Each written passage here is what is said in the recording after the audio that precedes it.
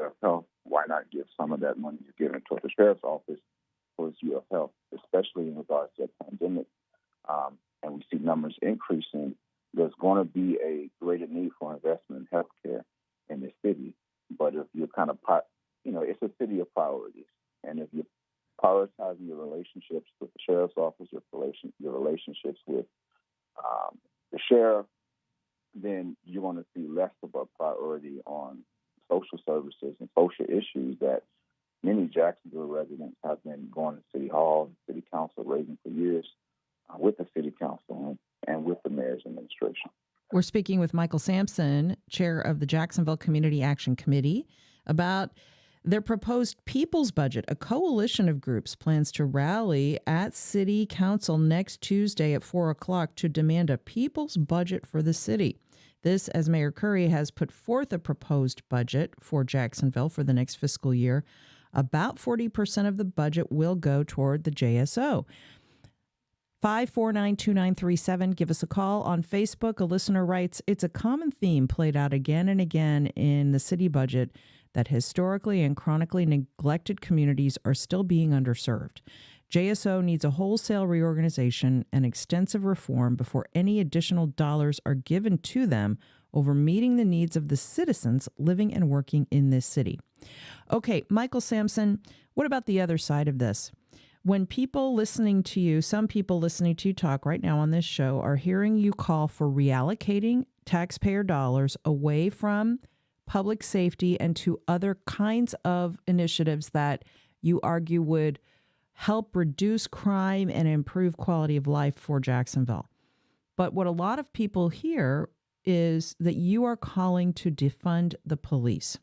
That has become an incredibly controversial rallying cry over the last few years. What's your response to those who think you're simply just calling to defund the police? Well, I think that's just a kind of a slogan that has, I guess, worked in regards to, we're talking reallocation. We're talking, let's say, the $29 million that the sheriff's office is trying to get. And we're talking about investing that into the community. And it is our local right, home rule, to be able to determine how our budgets are determined, like it isn't determined by Tallahassee and Governor Ron DeSantis, which HB1 sought to do. But for the folks who say that, Jacksonville for the past couple, 5, 6, 7 years, at least 7 years under the mayor's administration, has not defunded the police. In fact, they've gone up on the sheriff's office budget exponentially since the mayor first got into office. And what has that resulted for you who are accusing this of defunding the police? You know what I'm saying? That's my logic. Is the results speak for themselves. Jacksonville has not defunded the police. Jacksonville has not had any type of civilian police accountability. Jacksonville has done none of those things in 7 years under the mayor's administration.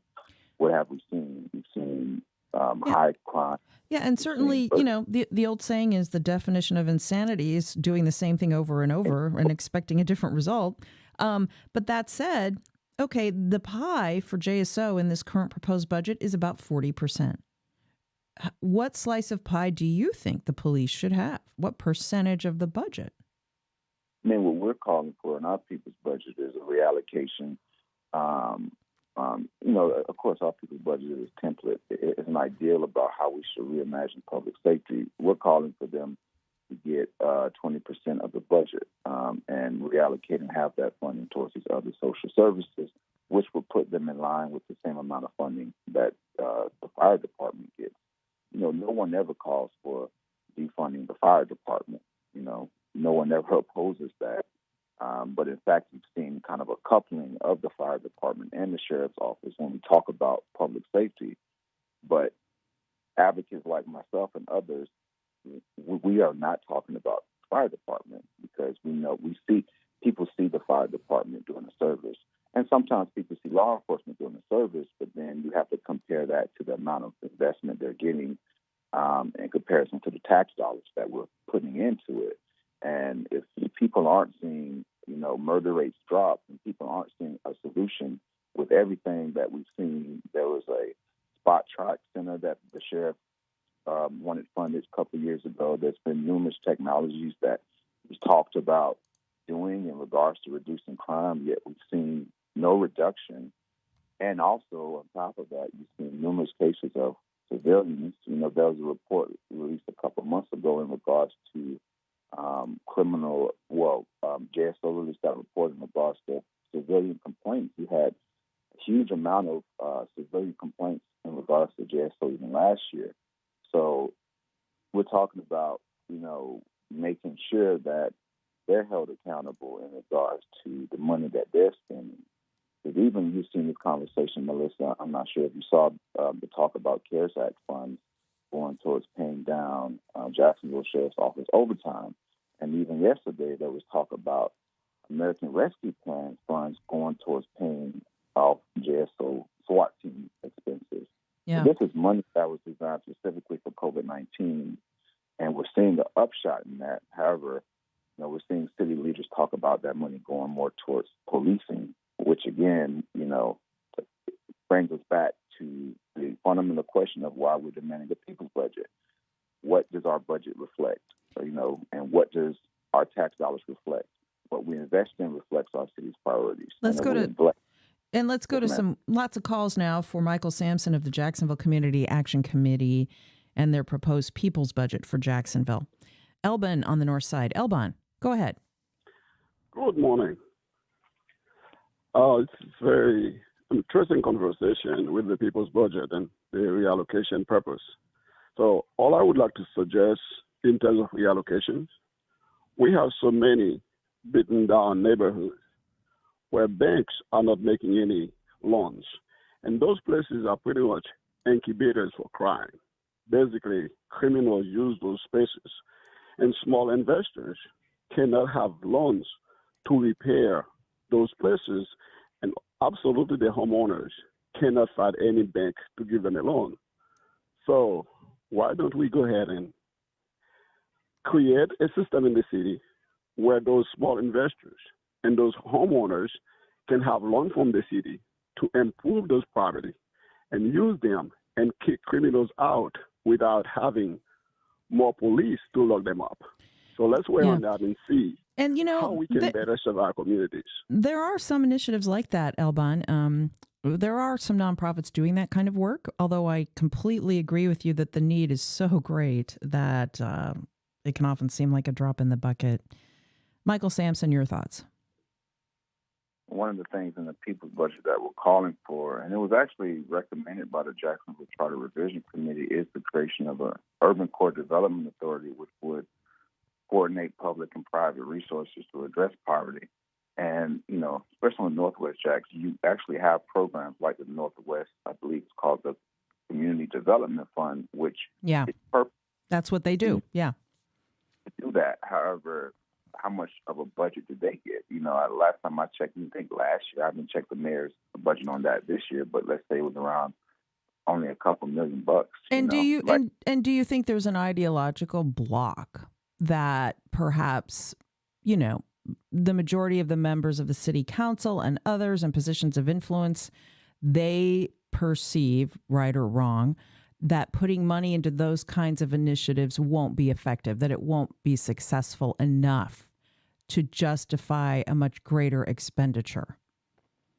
I do think you do see that. I mean, especially in regards to, and, let's be real, like we're dealing with the effects of consolidation. So we have a lot of forces on the city council that don't represent the urban core and don't see the need for development and reinvestment in those areas in a major way. So, of course, other sides of town get prioritized, and we've seen that development, for years and decades. The urban core and the amount of tax revenue that came from the urban core essentially subsidized development all over Jacksonville. And we need to see a reversal of that in effect because the urban core has lagged behind.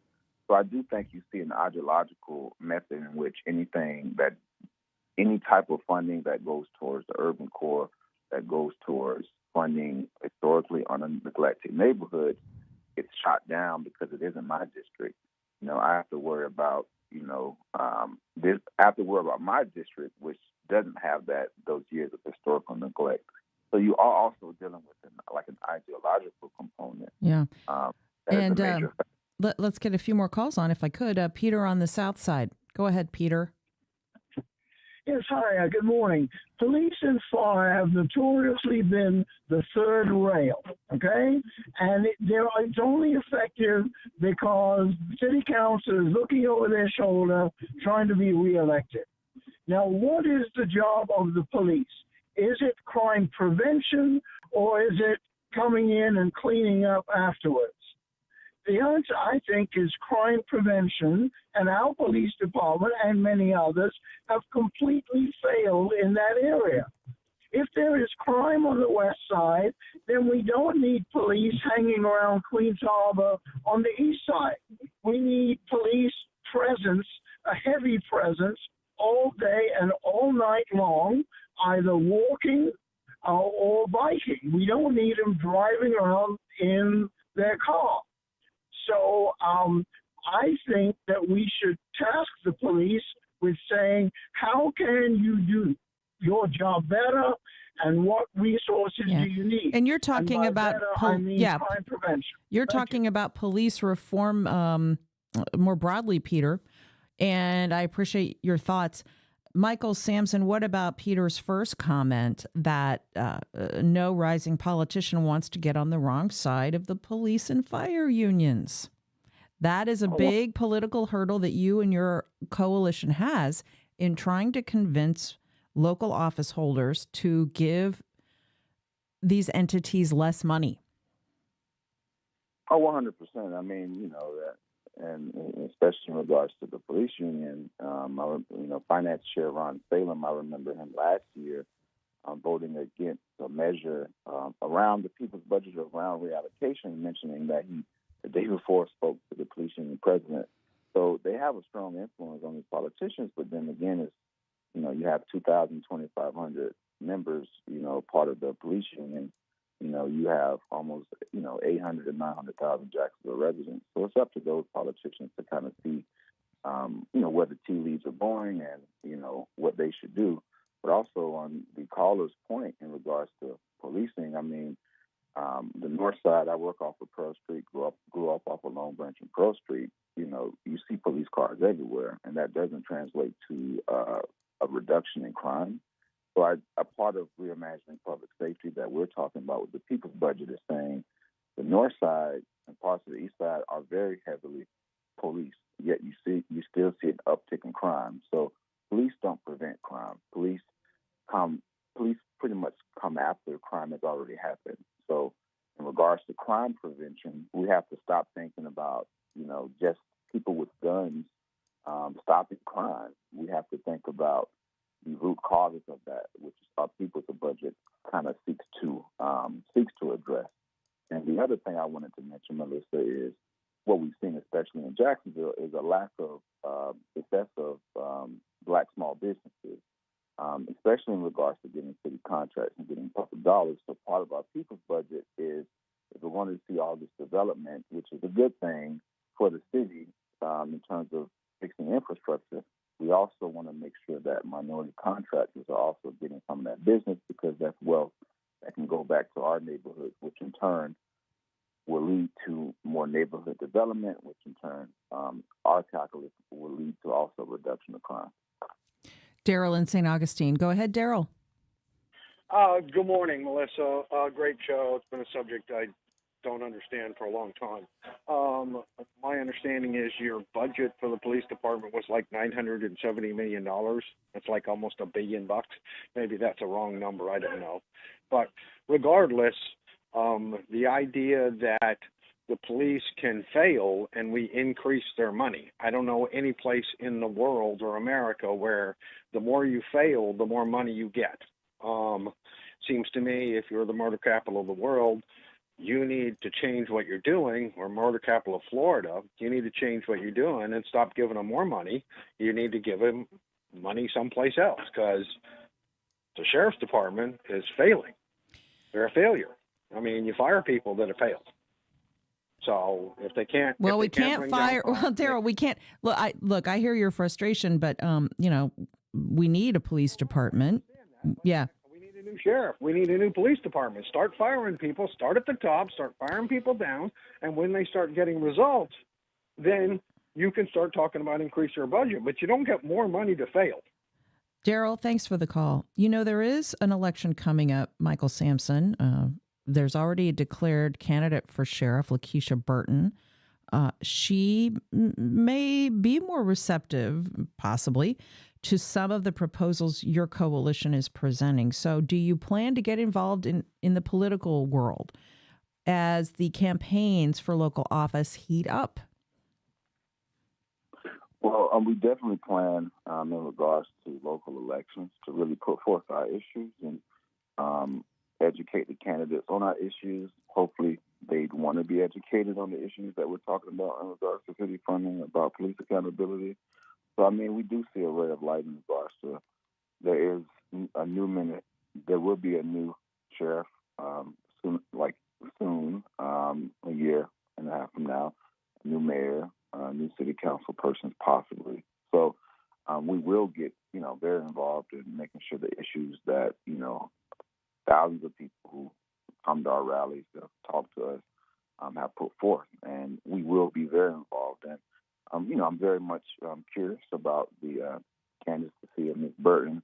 I have met her before. I met her husband before.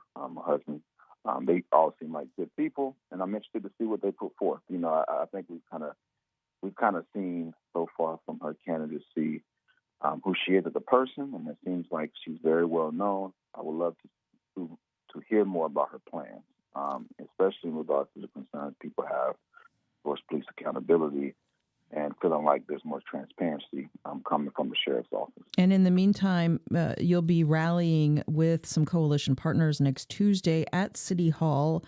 We'll follow the story. Michael Sampson, Jacksonville Community Action Committee. Thanks so much. Thank you so much, Melissa.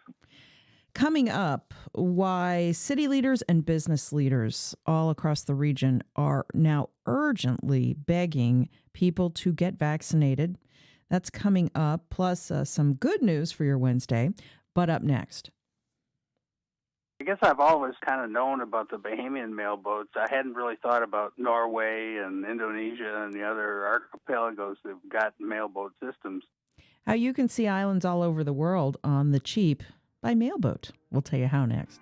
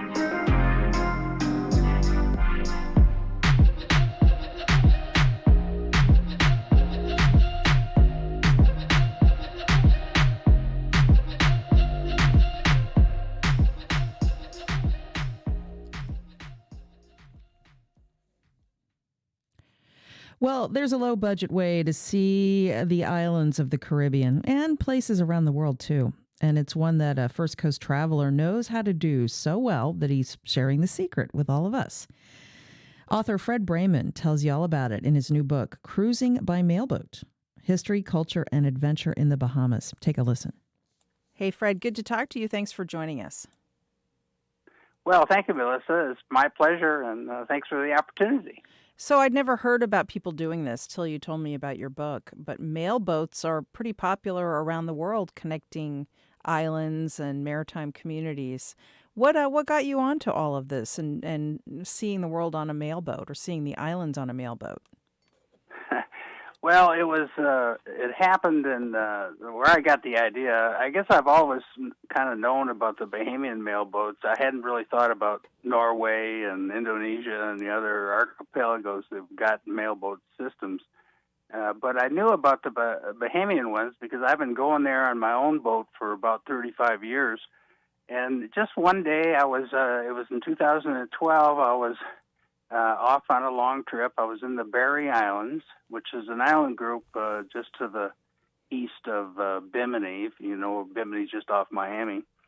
And a mailboat happened to come in and docked, and I didn't have anything to do, so I just watched it. And I watched them unload, crates of chickens and pallets of sod and a small tree and a goat and pallets of all kinds of other things, water and beer, and anything that the little communities, needed to survive. And then a few people got off, and I thought, that might be something that's fun to do someday. And so I kind of put it away in the back of my mind and didn't think about it again for, quite some time, even though it was still there on the subsurface somewhere. But in 2017, I decided to give it a try. So I called up a couple of old college friends and asked them if they'd be interested, and I came right back and said, yeah, man. So that's how it started. That's how we got the idea. Okay, so and mailboats are, a practical way for people that live on the water or live in remote areas to get their mail. But what's it like as a traveler to travel on a mailboat? Well, it's pretty much akin to getting on a tramp steamer and going across to Europe. People have done that for forever, and the one big difference when you get on a tramp steamer, you're going to be at sea for maybe 10 days in between continents. But on a mailboat, you substitute just a series of overnight trips, mostly overnight trips between islands. So most of the boats it's very modest. There's no casinos. There's nothing like you would see on a cruise ship. It's a working cargo boat that carries mail and will also carry passengers. And typically you might have, on most of the mailboats, you might have 10 to 15 passengers, maybe a few more than that. And we got nothing to do but sit around the lounge and which is a very modest thing. It's kind of like a kitchen, and so we get to know folks really well and really relate to them on a personal level. And they're just about all Bahamians. In fact, we have never encountered on the many trips that we've taken another tourist type like us on any of them. So yeah, this is sort of an under the radar mode of travel then for Americans. Yeah, it is, but people are interested in it though.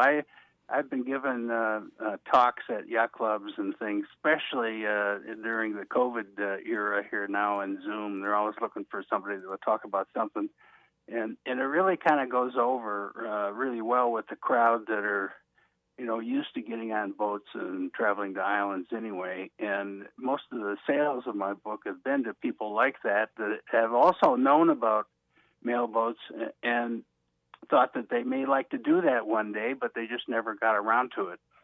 I researched, when I started writing my book, I researched the literature that was out there about traveling on mailboats, and there was virtually none. There were a couple of magazine articles, 10 years apart, but nobody had written a book about it or gave any thought to, if you're going to try to offer the opportunity up to somebody else, what would you have to tell them? And so that's what I tried to do.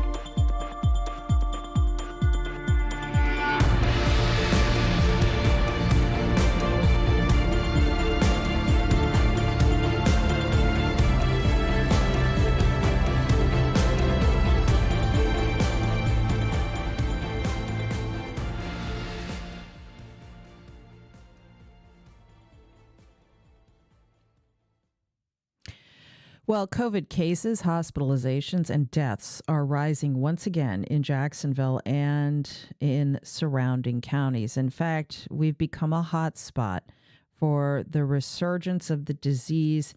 The push to get more people in this area vaccinated is growing more urgent by the day because not only are people dying of the disease, many people who get COVID take a long time to recover. It's sort of known as long COVID, and health problems can be severe and even lifelong.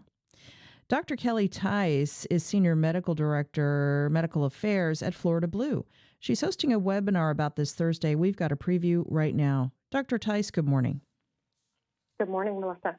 Okay, so as we know, cases and hospitalizations are through the roof again in Jacksonville.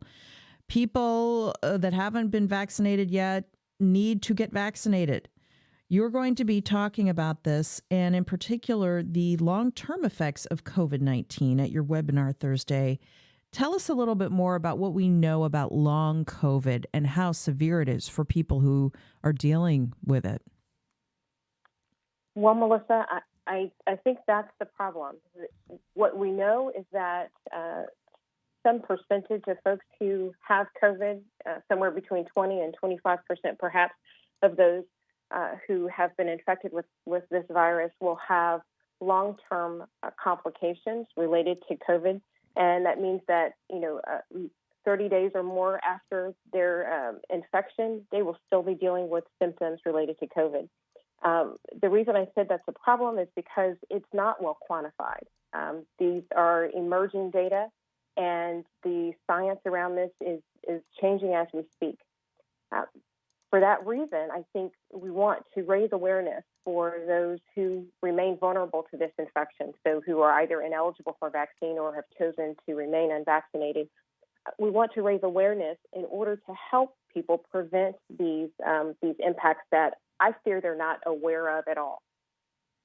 Yeah. My own friend and coworker, Heather Schatz, her son is not even a teenager yet, and he's been battling long COVID for months. And it's terrible. You wouldn't wish it on anyone. Can you talk about some of the health impacts that long COVID patients are seeing? Sure. The most common impacts have to do with lung issues. So chronic shortness of breath, an inability to tolerate activity, so being very, very tired with just minimal exertion or exercise, a feeling of being deconditioned, terribly fatigued. There can be impacts in the nervous system, headaches, what folks are describing as a mental fog, an inability to think clearly and to perform either in an academic setting or in work settings. There are folks who have chronic pain as a result of this, another neurologic impact where folks can have pain in a limb that really defies other explanations. We're also seeing impacts in the blood vessels, so blood clotting events, damage to organs like the kidneys. We're seeing arrhythmias, so rhythm problems in the heart, palpitations, those sorts of things. And that's really the challenge because the impacts can be so varied but be so severe. It is difficult to predict what impact you might have. And it's also important that folks recognize that even if your COVID wasn't diagnosed, we're seeing people who develop these symptoms 3 months down the road and aren't even aware that they had COVID, which means it can impact people even with mild disease. Mm-hmm. Okay, so let's talk about some numbers. The positivity rate in Duval County for the virus last week was nearly 22%. In Nassau County, it's above 24%. The overwhelming majority of people hospitalized or dying are unvaccinated. The vaccine is incredibly effective at preventing severe illness or death. I don't know how many more times we have to say this to get this through people's heads, that your best protection right now from getting sick or dying is to get the vaccine. Perfectly healthy people, young people, are coming into the hospital very ill. Okay, let's talk about the vaccination rate, Dr. Tice. As of last Friday's Department of Health report, Duval County's vaccination rate is 49%. The rate around Florida is 59%. Florida Blue, like so many other major players in this city, is begging people to get vaccinated. You're going to see a big push on this later today from Mayor Curry. You're going to see more corporations joining in. What's your message, Dr. Tice, from Florida Blue to those out there who aren't convinced they need the vaccine? Well, I think I would acknowledge first that those who are reluctant at this point, many of them may feel as though they don't have all their questions answered about the vaccine itself. I know no one out there would choose to have one of these catastrophic impacts for themselves or for someone that they love. So the choice at this point to remain unvaccinated, I think, speaks to the idea that we have some misconceptions about the vaccine that drive this reluctance. And in fact, we know more about the vaccine than we do about the potential disease impacts. What we're seeing with COVID illness indicates that there is more opportunity for impacts, physical impacts, than we are aware of, again, as the science sort of develops. But the vaccines, that technology has been well studied. We now have delivered millions of vaccines across our country and many, many more across the globe. And so the data on the safety and effectiveness of these vaccines is actually there. The technology that's in use is technology that is well known and had been studied for decades. The concerns that some had about fertility or safety in pregnancy and all of those things, there's data now to support the safety of the use of these vaccines. And so I think the message is those who remain unvaccinated, this is the time to get off the sidelines. And if there is a question that you have that hasn't been well answered yet, look around your community and identify the resource to get an answer for yourself or for your family members. I've got 4 children. I've got 2 children that are under the age of 18. And the conversations that we had in our home and the research I did before having them both immunized really had to do with settling myself around the concerns for young people. But I reached the point where I was confident and comfortable, and I felt like I was able to make an informed decision for my children. And I am frankly very glad that we are now on the other side of completing the series of vaccines for them. So I just want everybody to get off the sidelines and understand that we have in our toolkit the means to reduce the impact of this disease. Yeah. We've just got to get free. It is literally free and on every corner. And people in countries around the world that have no access to vaccines are desperate for vaccines. And yet here in this country, thanks to political polarization and misinformation that has led people down to falsely believe they don't need to get vaccinated, people are not getting vaccinated, and that is endangering them, their loved ones, and everyone else. So, Dr. Tice, with all of that said, how can people join your webinar Thursday? Well, we do have a link that we can provide folks to sign up for the webinar. I'm happy to report that we have more than 1,200 people who are registered to date, and so we'll certainly provide that. And we hope that you'll join. We always do some question and answer at the end of each one of our webinars, and you can be certain that if we don't get to your question while we are on air tomorrow, that I always make sure to get to each one of them, and we get those answers out to you by email if necessary. Thank you so much, Dr. Kelly Tice, Senior Medical Director at Florida Blue, for joining us. And I'm sure people will learn a lot when they join you virtually on Thursday. Thanks again.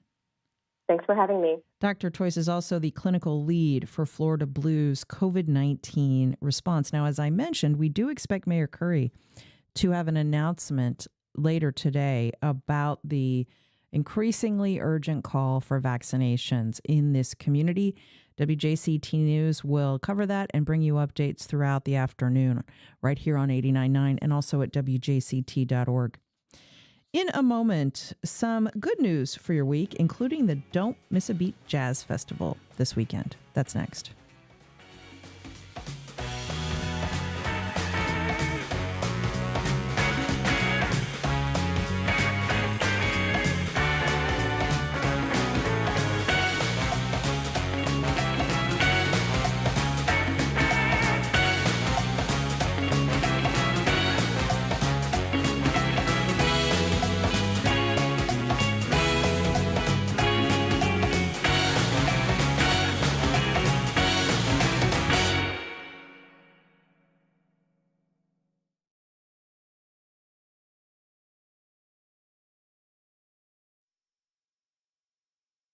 Announcing Vickers Landing at Oak Bridge, bridging retirees with an all-new Ponte Vedra Beach community, featuring new homes, a resort lifestyle, and a life plan for every stage of aging. Information at vickerslanding.com. Community First Mortgage Champions are committed to offering a great rate, a quick close, and fewer costs at closing. Accepting applications at communityfirstfl.org. Community First Credit Union, federally insured by NCUA, Equal Housing Lender. I'm Robin Young. A decade ago, a Canadian man traded a paperclip for an item of higher value and kept going until he ended up with a house. Trading up, bartering. We'll talk to two students trying to pay off their loans. It quickly just kept escalating, went to a snowboard, a smart thermostat, to an Apple HomePod, and then a Canon camera bundle. Next time, Here and Now. Today at 2 on WJCT News 89.9. On the next Fresh Air, Amir Questlove Thompson talks about directing the new film Summer of Soul, documenting the 1969 Harlem Cultural Festival. It features performances by Nina Simone, Stevie Wonder, Mahalia Jackson, and others, and reflects on the cultural and political changes of the time. We'll also talk about big changes in Questlove's life. Join us today at noon on WJCT News 89.9. Henry Ford often gets the credit for the 5-day work week. What would he think of the push to make it just 4? The 4-day week is better for productivity, it's better for the environment, and it's better for a work-life balance. It's working for Iceland, Ireland's giving it a go, but could it happen here? Next time on 1A. Tomorrow morning at 10 on WJCT News 89.9.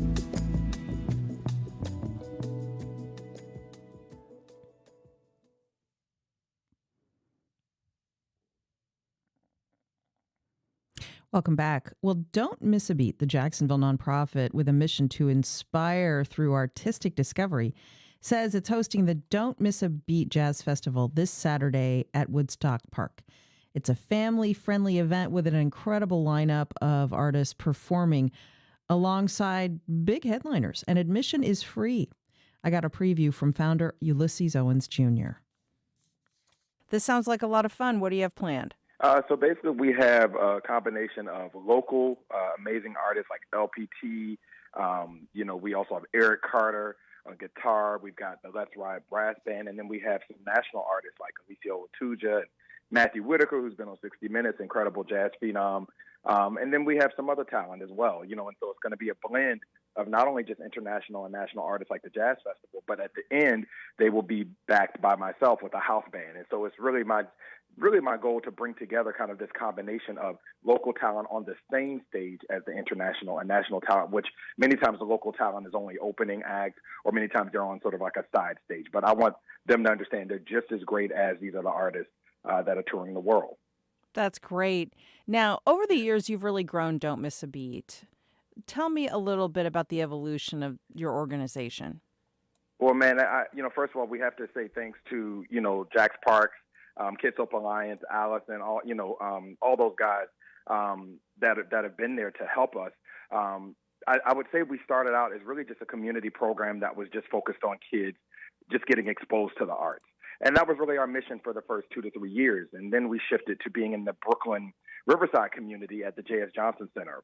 And again, our goal was just to serve as many kids as possible. Then we kind of started shifting to partnerships with people like La Villa and Douglas Anderson, UNF, FSCJ. And then it became, not only are we going to help any child, but now we want to help them and put them on a path of artistic success. So now we have a feeder program that starts as early as 5 through La Villa, then connecting the kids to DA, and then our ultimate goal is to get them to college. And so now we have partners all over the world. We even have 2 graduates this year. Both got accepted to Berklee College of Music and Boston Conservatory. So now we're producing conservatory-level talent, as opposed to before it was just about transforming the lives of any child. Now it's transforming them, but then putting them on a path to success in college, which will then transform their own environment and their own family situation. That is so inspiring. It's so great to see this. This is also free event. It's free, and it's free. And it's another key thing I want to say, Melissa, is it's at Woodstock Park. Woodstock Park is on Beaver Street. It's a part of the Rail Yard District. And this is the first time a festival of this magnitude is coming to the community. And that's why I'm dubbing it the Community Jazz Festival. You've never had this kind of talent set up in a neighborhood where someone can literally look in their backyard or across the street and come and check out this kind of talent. Normally you have to go downtown or to Daly's place or pay for a ticket.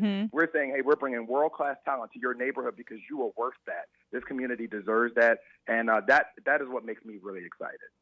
Well, it sounds amazing. So everybody mark your calendars now for the Don't Miss a Beat inaugural Jazz Festival at Woodstock Park, coming up July 24th from 1 p.m. to 9 p.m., a family-friendly affair. Check out local talent and national and international headlining artists. More at don'tmissabeat.org. And he is the incredibly talented founder, Ulysses Owens Jr., Jacksonville's own standout. So, Ulysses, congrats, and I'm sure it's going to be a great time. Thank you, Melissa, for all of your support. I always love being on your show and speaking to you. Have fun with that. And also, speaking of music, a big shout out to Prelude Chamber Music, Inc., a local nonprofit teaching professional chamber music to local students. They've partnered up with Friday Musicale, the premier concert presenter in historic Riverside. And Friday Musicale will be the setting for an amazing 6 free concerts during their summer festival. Check those out. Well, today marks 200 years since the creation of St. Johns County. Officials there hosted a time capsule ceremony at the St. Johns County Administration Building. Kind of cool and romantic, we say. By the way, right up here, up the road in Duval, Jacksonville is preparing to host its own 200th birthday next year. St. John's does have Duval beat by 1 year. And also in St. Johns County, the National Society of Colonial Dames of America here in Florida is hosting an event at the Jimenez Fatio House Museum in St. Augustine Saturday. It's called 4 from Home. A team of military veterans are joining the 2021 Talisker Whiskey Atlantic Challenge, rowing 3,000 nautical miles across the Atlantic Ocean to raise awareness about veteran suicide and PTSD. Pretty incredible effort. You can look at their website, foar4fromhome.com, for more. And if you have some good news you'd like us to add to our weekly menu, send us an email, and we'll try to mention it on Wednesday. A little blast of sunshine to get you through the hump day.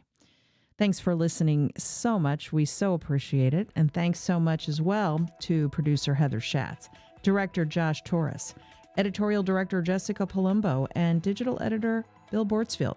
As I said, it's easy to get a hold of us. Send your emails to firstcoastconnect@wjct.org. Check out our podcast. It's up later today on all platforms. You can always listen as well through the WJCT app. I'm Melissa Ross. This is First Coast Connect on WJCT News 89.9 Jacksonville. We'll be back at 9 a.m. tomorrow. And as I said earlier, and as we say every day, if you haven't been vaccinated, don't listen to misinformation. Don't assume you can't get sick. Go get the shot, please, because people are dying and getting sick in this community at disturbingly high rates. Go get vaccinated. That's our best defense. And have a good day.